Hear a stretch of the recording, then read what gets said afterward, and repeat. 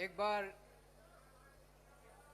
सब लोग मुट्ठी बंद करके हाथ ऊपर करके जोर से नारा लगाएंगे, भारत माता की, भारत माता की, इनकलाब, इनकलाब, वंदे वंदे, जय सोमनाथ, जय सोमनाथ।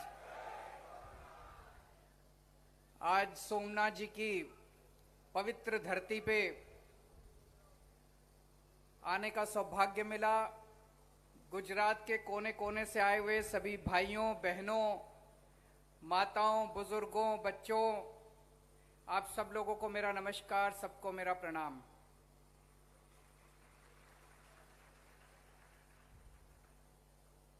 पिछले हफ्ते गुजरात में एक बहुत बड़ा हादसा हुआ। जहरीली शराब पीने से 50 से ज्यादा भाई हमारे अपनी जान गंवा बैठे। नकली शराब, जहरीली शराब पीने से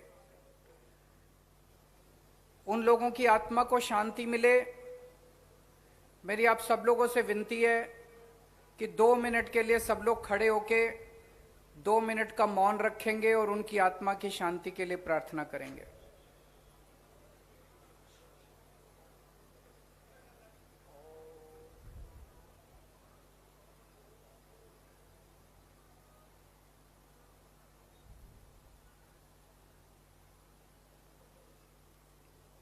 ओम शांति शांति। भगवान से मैं प्रार्थना करता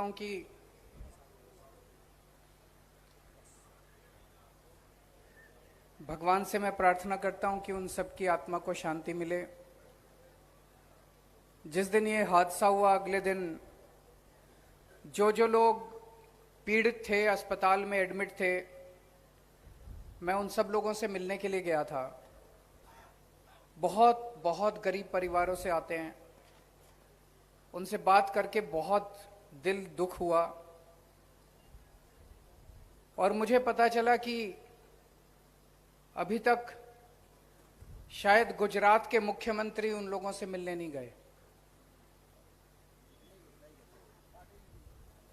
गुजरात के मुख्यमंत्री उन लोगों से मिलने नहीं गए। CR पाटिल साहब भी उन लोगों से मिलने के लिए नहीं गए। मैंने किसी बीजेपी वाले से पूछा कि ऐसा क्यों, आपके मुख्यमंत्री पाटिल साहब उनसे मिलने क्यों नहीं गए? तो वो बीजेपी वाला बोलता है कि इससे वोट पे असर नहीं पड़ेगा। हर चीज में वोट नहीं होता, इंसान की जिंदगी इंपॉर्टेंट होती है। हर चीज में वोट नहीं देखते, इंसान की जिंदगी इंपॉर्टेंट होती है, इंसान की जिंदगी महत्वपूर्ण होती है। इंसान का जो इंसान से रिश्ता है वो जरूरी होता है। अगर दिल्ली का मुख्यमंत्री आके गुजरात के अंदर उन पीड़ितों से मिल सकता है तो गुजरात के मुख्यमंत्री का तो फर्ज बनता है। जब मैं अस्पताल में गया, मैंने उनसे पूछा,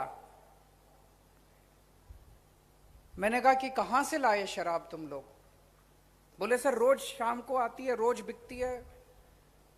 तो मैंने कहा छुप के बिकती है? बोले नहीं, खुलेआम बिकती है, गांव गांव के अंदर बिकती है, खुलेआम शराब मिलती है, जिसको चाहिए आराम से मिलती है, हम रोज पीते हैं। शहर में भी बिकती है खुलेआम, अगर आप फोन करो तो घर पे भी डिलीवरी देके जाते हैं। ऐसा है क्या पूरे गुजरात के अंदर? और ये लोग तो कहते हैं नशाबंदी है यहां पे, ये लोग तो कहते हैं। तो ये सारा कोई मेरे को बता रहा था, मैं मीडिया में पढ़ रहा था, हजारों करोड़ रुपए का धंधा है नकली शराब, गैर कानूनी शराब का गुजरात के अंदर। हजारों करोड़ रुपए का किसका धंधा है ये? किसका धंधा है ये? नशाबंदी के नाम पे हजारों हजारों करोड़ रुपए का कई सालों से धंधा कर रखा है इन लोगों ने। आपसे पूछना चाहता हूं, कौन कौन अपने बच्चों को जहरीली शराब पिलाना चाहता है? जो जो लोग अपने बच्चों को जहरीली शराब पिलाना चाहते हैं, इनको वोट दे देना। जो जो अपने बच्चों को रोजगार और शिक्षा देना चाहते हैं, मेरे को वोट दे देना।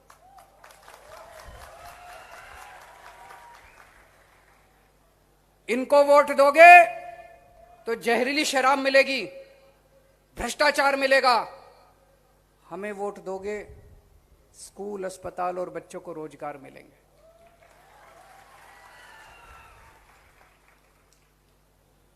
मैंने अभी थोड़े दिन पहले एक खबर पढ़ी, 23 साल के एक बच्चे ने आत्महत्या कर ली। बेरोजगार था, नौकरी नहीं मिल रही थी, कई जगह अप्लाई किया, नौकरी नहीं मिली। हार के उसने अपने पापा के नाम एक चिट्ठी लिखी और उसने, गुजरात की कहानी बता रहा हूं मैं, अभी थोड़े दिन पहले, पिछले हफ्ते की बात है, गुजरात की कहानी। 23 साल के बच्चे ने आत्महत्या कर ली। बोला पेपर, सरकारी नौकरियों के पेपर का नहीं पता कब नौकरी निकलेगी, कोई तारीख का नहीं पता, पेपर फूट जाते हैं। नौकरी लेने के लिए, सरकारी नौकरी लेने के लिए रिश्वत देनी पड़ती है। उस बच्चे ने आत्महत्या कर ली। आज इसी मुद्दे के ऊपर मैं आपको गारंटी देने के लिए आया हूं।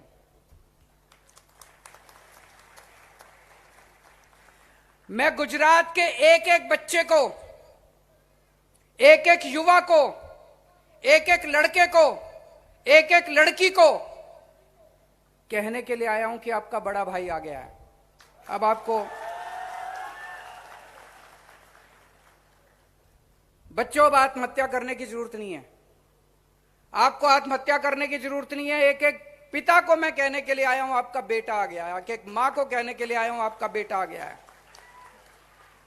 दिसंबर में चुनाव है, अगस्त, सितंबर, अक्टूबर, नवंबर, दिसंबर, 5 महीने रह गए। 5 महीने और इंतजार कर लो, सबको नौकरी दिलाएंगे, चिंता मत करो, सबको नौकरी दिलाएंगे। आत्महत्या मत करो। बर्दाश्त नहीं होता हम लोगों से, बहुत तकलीफ होती है जब हमारे बच्चे आत्महत्या करते हैं। तो आज मैं गारंटी देने आया हूं आप लोगों को। आप पूछोगे ये गारंटी क्या होती है? तो ये बड़ी बड़ी पार्टियां चुनाव के पहले आती हैं घोषणा पत्र लेके, घोषणा पत्र में कुछ भी लिख देती हैं, 15-15 लाख रुपए देंगे, ये देंगे, वो देंगे। फिर जब उनसे चुनाव के बाद पूछो तो बोले चुनावी जुमला था, हमने तो वैसे ही बोल दिया था। हम ऐसे नहीं करते, हम आम आदमी पार्टी ऐसे नहीं करती। हम जो कहते हैं वो करते हैं। एक एक शब्द हम बड़े चुन के बोलते हैं। इसलिए गारंटी दे रहा हूं मैं, जो मैं कहूंगा, गारंटी का मतलब ये, अगर आप सामान लेने के लिए बाजार में जाओ और वो दुकान वाला बोले गारंटी, तो इसका मतलब अगर सामान खराब निकलेगा तो पैसे वापस। अगर मैं गारंटी दे रहा हूं, अगर हम 5 साल में अपनी बात पूरी ना करें, अगली बार धक्के मार के हमको गुजरात से बाहर फेंक देना। वोट मांगने नहीं आऊंगा अगली बार अगर मैं अपने बात पूरी ना करूं तो आज मैं गारंटी देके जा रहा हूं, रोजगार की गारंटी दे रहे हैं। 5 बातों की गारंटी रोजगार में। पहली बात, 5 साल के अंदर हर बेरोजगार युवा को हम रोजगार देंगे। आप कहोगे केजरीवाल भी झूठ बोलने आ गया, ऐसे कैसे हो सकता है? दिल्ली में करके आया हूं मैं। दिल्ली में पिछले 5 साल के अंदर मैंने 12 लाख बच्चों को रोजगार दिया। 12 लाख बच्चों को रोजगार देना आता है मेरे को। मेरी नीयत भी साफ है और पढ़ा लिखा आदमी हूं, रोजगार देना आता है। 12 लाख बच्चों को रोजगार दिए। और अभी मैंने अपने सारे मंत्रियों के साथ बैठ के अगले 5 साल में मैंने प्रण लिया है, अगले 5 साल में दिल्ली में 20 लाख रोजगार और दूंगा। दिल्ली में 20 लाख रोजगार और दूंगा। तो आज गुजरात की सोमनाथ की पावन धरती से मैं ऐलान करता हूं, कि आम आदमी पार्टी की गुजरात में सरकार बनेगी तो अगले 5 साल के अंदर गुजरात के हर बेरोजगार युवा को हम रोजगार देंगे।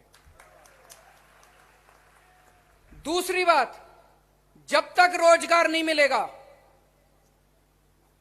ऐसा नहीं कि आज सरकार बनेगी और कल सबको रोजगार मिल जाएगा, टाइम लगेगा।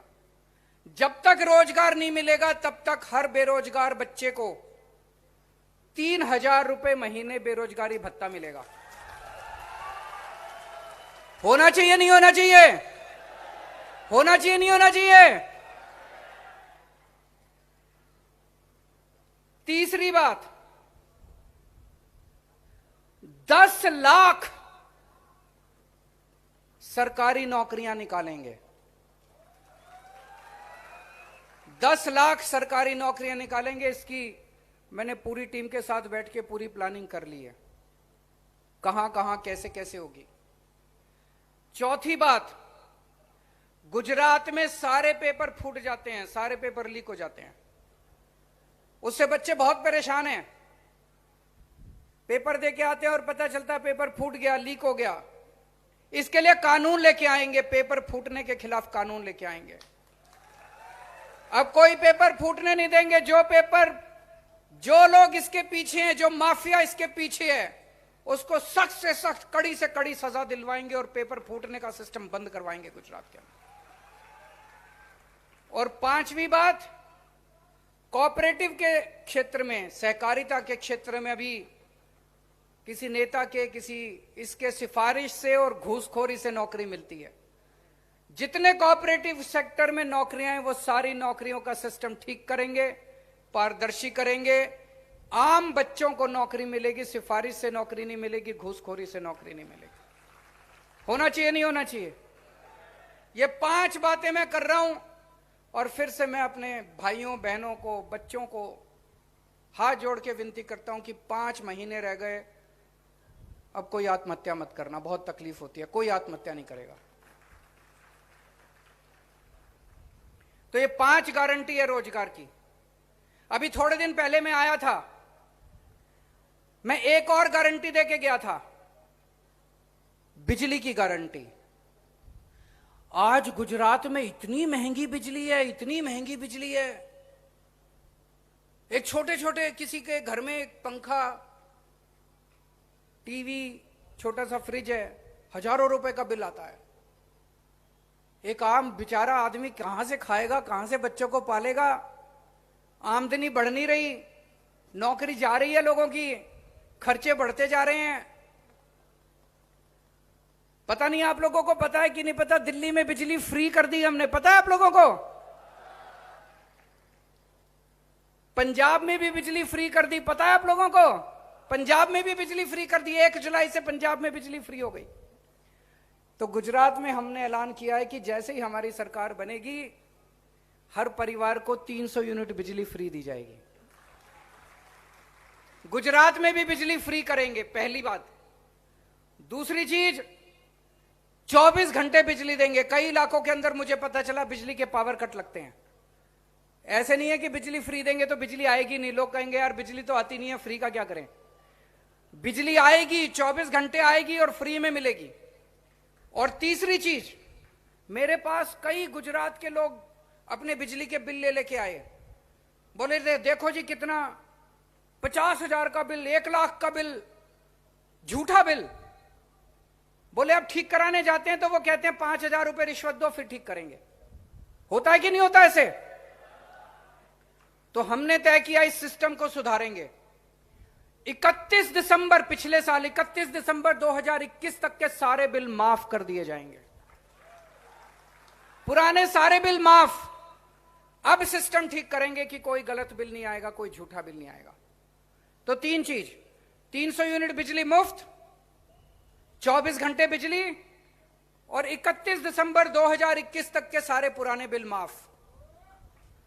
ये मैंने पहले दिल्ली में किया, फिर पंजाब में किया, एक मौका तो गुजरात में भी करेंगे। होना चाहिए नहीं होना चाहिए? आज देखना ये सारे दूसरी पार्टी वाले टीवी चैनल में बैठ बैठ के मेरे को गालियां देने वाले हैं। सारे बैठ के मेरे को नेशनल टीवी पे, गुजरात के टीवी पे, सारे टीवी चैनल पे बैठ के गाली देंगे, केजरीवाल फ्री की रेवड़ी बांट रहा है, केजरीवाल फ्री की रेवड़ी बांट, केजरीवाल फ्री की रेवड़ी बांट रहा है, केजरीवाल फ्री की रेवड़ी बांट रहा है। ये सारी रेवड़ी अपने दोस्तों को बांटते हैं, सारी फ्री की रेवड़ी ये दोस्तों को बांटते हैं। ये सारी रेवड़ी स्विस बैंकों में ले जाते हैं। केजरीवाल रेवड़ी स्विस बैंक में नहीं ले जाता, केजरीवाल रेवड़ी जनता में बांटता है। ये सारी रेवड़ी अपने मंत्रियों में बांटते हैं। अभी मैंने सुना था, अखबार में पढ़ा था, एक बहुत बड़ा बुंदेलखंड एक्सप्रेसवे बना, बहुत बड़ा एक्सप्रेसवे, बहुत बड़ी सड़क बनी, बहुत बड़ी, हजारों करोड़ रुपए खर्च करके।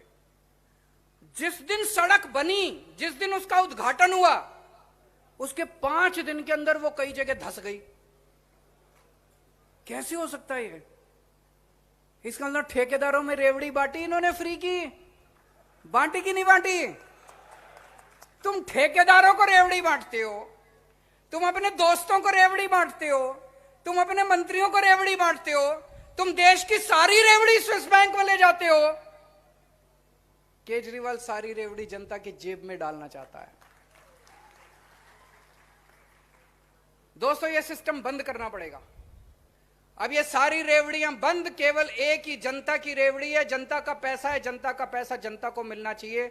जो भी फ्री मिलेगा वो जनता को मिलना चाहिए। इन सारे लोगों का बंद होना चाहिए फ्री। सब कहते हैं अगर ये फ्री बिजली, फ्री शिक्षा, फ्री स्वास्थ्य, ये फ्री दे दिया तो सरकार को घाटा हो जाएगा। आज गुजरात की सरकार के ऊपर 3.5 लाख करोड़ का कर्जा है, 3.5 लाख करोड़ का कर्जा मैंने कर दिया। बताओ, ये 3.5 लाख करोड़ का कर्जा केजरीवाल ने किया है क्या? बताओ, ये 3.5 लाख करोड़ का कौन सी फ्री की रेवड़ी बांटी इन लोगों ने आपको? गुजरात में कोई फ्री बिजली है? गुजरात में कोई फ्री तीर्थ यात्रा है? कुछ भी देते हैं ये फ्री में? कुछ नहीं देते। तो कर्जा क्यों है? भ्रष्टाचार की वजह से है। फ्री रेवड़ी बांटने से कर्जा नहीं होता, स्विस बैंकों में पैसा ले जाने से कर्जा होता है, भ्रष्टाचार करने से कर्जा होता है। सरकारें घाटे में इसलिए नहीं चलती कि जनता को फ्री सहूलियत दी जाती है। तो जो लोग फ्री रेवड़ी का विरोध करते हैं, जो लोग फ्री रेवड़ी के खिलाफ बोलते हैं, उनकी नीयत खराब है। वो सारे देश का पैसा स्विस बैंकों में लेना जाना चाहते हैं, अपने दोस्तों में बांटना चाहते हैं। दोस्तों, मैं कहता हूं एक रेफरेंडम करा लो देश में, जनमत संग्रह करा लो देश में, जनता से पूछते हैं, जनता से पूछा जाए पूरे देश के अंदर, आपके बच्चों को अच्छी शिक्षा फ्री में मिलनी चाहिए नहीं मिलनी चाहिए? आपके परिवार को अच्छा इलाज और अच्छी दवाइयां, अच्छा ऑपरेशन फ्री में मिलना चाहिए नहीं मिलना चाहिए? बिजली फ्री मंत्रियों को मिलनी चाहिए कि जनता को मिलनी चाहिए? सारी फ्री रेवड़ियां स्विस बैंकों में जानी चाहिए कि जनता के बीच में जानी चाहिए? इस बात के ऊपर चर्चा हो जाए देश के अंदर, इस बात के ऊपर चर्चा हो जानी चाहिए। अभी थोड़े दिन पहले हमने दिल्ली में बहुत अच्छे अच्छे काम किए हैं। हमने सरकारी स्कूल बहुत अच्छे कर दिए। वहां पे अब गरीबों के बच्चे, गरीबों के, मजदूरों के, रिक्शे वाले के, उनके बच्चे अब इंजीनियर बन रहे हैं, डॉक्टर बन रहे हैं। शानदार स्कूल कर दिए, नतीजे शानदार आ रहे हैं। हमने सरकारी अस्पताल शानदार कर दिए दिल्ली में, सबका इलाज मुफ्त कर दिया। 1 करोड़ रुपए का भी इलाज है, मुफ्त होगा आपका इलाज। हमने दिल्ली में महिलाओं का सफर फ्री कर दिया, बिजली मुफ्त कर दी, पानी मुफ्त कर दिया, खूब सारी सुविधाएं दे रहे हैं। सिंगापुर की सरकार को पता चला कि केजरीवाल बड़ा अच्छा काम कर रहा है, तो सिंगापुर की सरकार ने मेरे को न्योता दिया, बोले केजरीवाल जी आप आओ। उन्होंने पूरी दुनिया के बड़े बड़े नेताओं को बुलाया, सारी दुनिया के नेताओं को, बड़े बड़े। उन्होंने मेरे को न्योता दिया, केजरीवाल जी आओ और सबको बताओ कि आप कितना अच्छा काम कर रहे हो। बताओ, देश के लिए गर्व की बात है कि नहीं है? पूरी दुनिया के नेताओं को बुलाया, बोले केजरीवाल जी आके सबको बताओ कि कितना अच्छा काम कर रहे हो। इन लोगों ने मेरे को जाने नहीं दिया, इन्होंने मेरे को रोक दिया। इन्होंने सिंगापुर की सरकार को लिखा केजरीवाल को मत बुलाओ, हमारे किसी सीएम को बुला लो। तो सिंगापुर की सरकार ने इनसे बोला अच्छा ठीक है, आप अपने सीएम के बारे में किसी सीएम का बताओ किसने क्या काम किया। इनके किसी सीएम ने कोई काम ही नहीं किया। तो सिंगापुर की सरकार ने चिट्ठी लिखी इनको कि तुम्हारे किस सीएम ने क्या काम किया बताओ। इन्होंने जवाब ही नहीं दिया चिट्ठी का, क्योंकि इनके किसी सीएम ने कोई काम ही नहीं किया।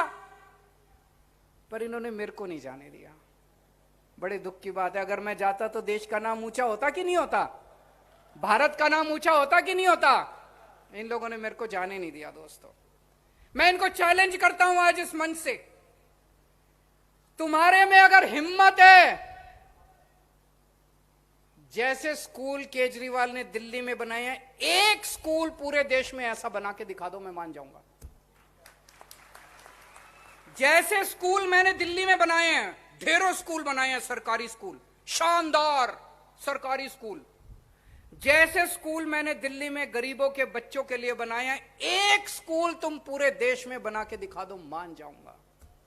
जैसे मोहल्ला क्लिनिक और अस्पताल मैंने दिल्ली में बनाए हैं, एक मोहल्ला क्लिनिक, एक अस्पताल तुम पूरे देश में कहीं वैसा शानदार बना के दिखा दो, मान जाऊंगा। आज आपके सामने दो मॉडल हैं। एक इनका मॉडल है, एक इनका मॉडल है जिसमें आपको जहरीली शराब मिलेगी, जिसमें आपको भ्रष्टाचार मिलेगा, जिसमें आपके बच्चे आत्महत्या करेंगे, जिसमें सारी रेवड़ी स्विस बैंकों में जाएगी। और एक दूसरा मॉडल है, हमारा मॉडल है, जिसमें आपको फ्री बिजली मिलेगी, अच्छे स्कूल मिलेंगे, अच्छे अस्पताल मिलेंगे, आपके बच्चों को रोजगार मिलेंगे और सारी रेवड़ी आपके बीच में बांटी जाएगी। आपको तय करना है आपको। और जो मॉडल आज हमारे पास है, जो हमारा मॉडल है, वो मॉडल इनके पास नहीं है। इनको इतने साल हो गए काम करते करते, अभी तक तो इनसे हुआ नहीं। वो ये कर ही नहीं सकते, ये स्कूल बना ही नहीं सकते, ये रोजगार दे ही नहीं सकते, ये अस्पताल बना ही नहीं सकते, इनके बस की बात नहीं है। तो आज अंत में मैं फिर से अपने सारे गुजरात के भाइयों बहनों से अपील करना चाहता हूं कि आपका भाई आ गया है, आपका बेटा आ गया है, सभी माँ बाप से 5 महीने और इंतजार करो और खूब प्रचार करो। सब लोग लग जाओ, अपने को मिलकर गुजरात को बदलना है। आप इतने सारे हजारों की संख्या में आज इतने लोग बैठे हुए हैं, एक एक आदमी जाएगा और अपने अपने इलाके, अपने अपने गांव के अंदर घर घर जाके कहेगा कि इस बार हर वोट झाड़ू के ऊपर पड़ना चाहिए। भारत माता की।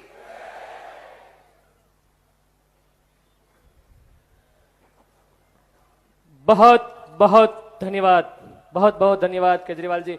जोरदार तालियों से अभिवादन कीजिए फिर एक बार, जोरदार तालियां।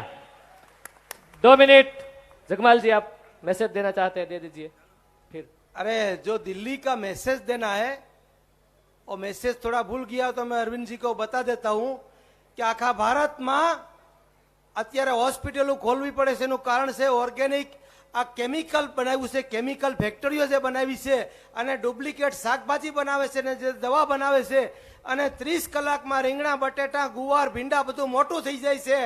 આટલા માટે મિત્રો આ દવાની ફેક્ટરીઓ એ ભાજપ વાળાની ફેક્ટરીઓ છે અને ડુપ્લિકેટ દૂધ બનાવે છે અને હમણાં વડાપ્રધાન પણ આ ડુપ્લિકેટ દૂધ બનાવે છે ને એની ફેક્ટરીનું ઉદ્ઘાટન કરી ગયા છે। મિત્રો મોટે પાયે દૂધનું સપ્લાય કરે છે।